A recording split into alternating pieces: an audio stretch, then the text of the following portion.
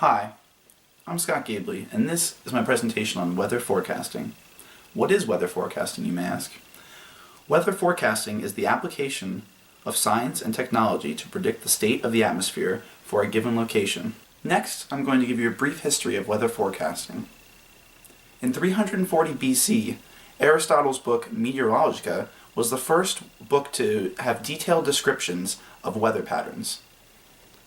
Years later, Theophrastus's work, Book of Signs, was the first book on weather forecasting.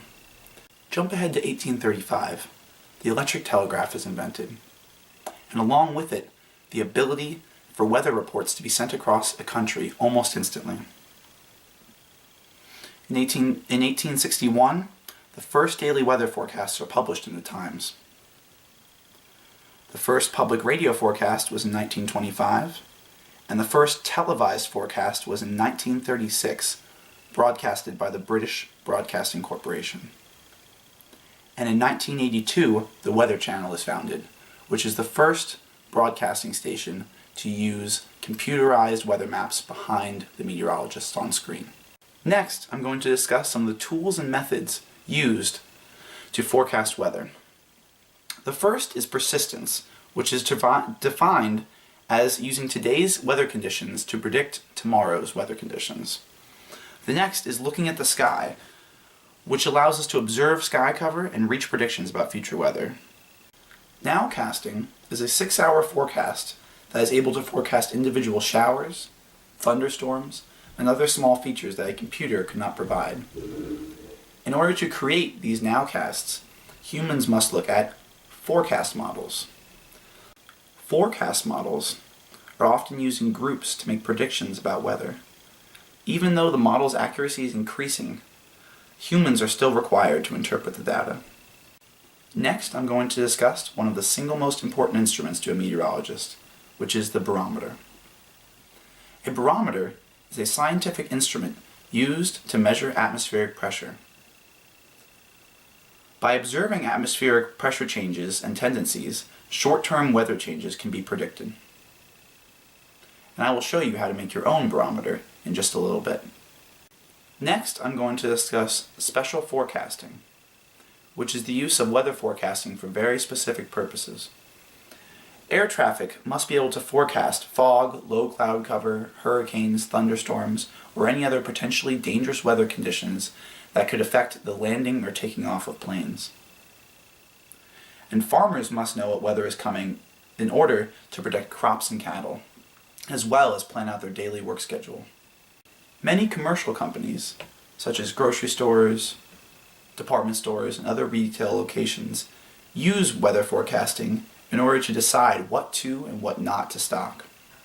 An example of this are grocery stores stocking up on milk, eggs, and bread before a bad storm, because they know that many people are going to come in and stock up on these essential foods. Lastly, the military uses weather forecasting as well. Each branch have their own weather forecasters who present weather conditions to their leaders and brief soldiers on potentially hazardous conditions before going out. Next, I'm going to show you how to make your own barometer at home.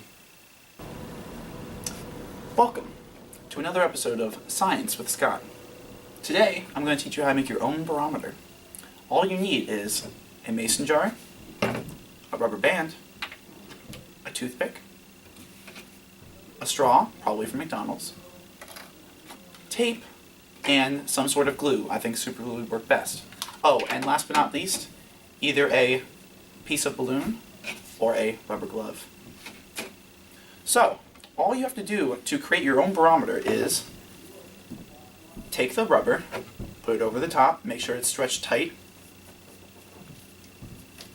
Then you're going to wrap the rubber band around, not once, but twice. Make sure it's nice and tight on there. And it should be a nice, tight seal over the top. Next, you're going to take your straw, and you're going to take your toothpick. You're going to tape the toothpick to the end of the straw. Scotch tape works fine.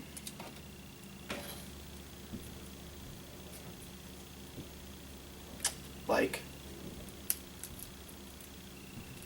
So, next we're going to glue this straw. We're going to glue the end of the straw about to the middle of the rubber covering. So we're going to take our super glue.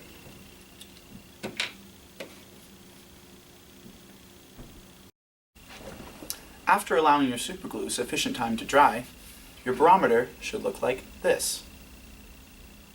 Notice that the straw is taped in the center of the balloon. Our last step is to create a pressure gauge. I have a high-low chart here that I'm going to tape to here, and the needle will correspond to the high or low pressure when the pressure changes. So I'm going to tape this index card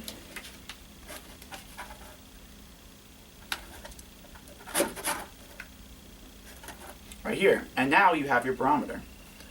A barometer tells you the difference in pressure change, in atmospheric pressure change. So as the atmospheric pressure gets higher, it will press on the balloon, causing the needle to go up. As atmospheric pressure gets lower, it will expand the inside air and push the needle down.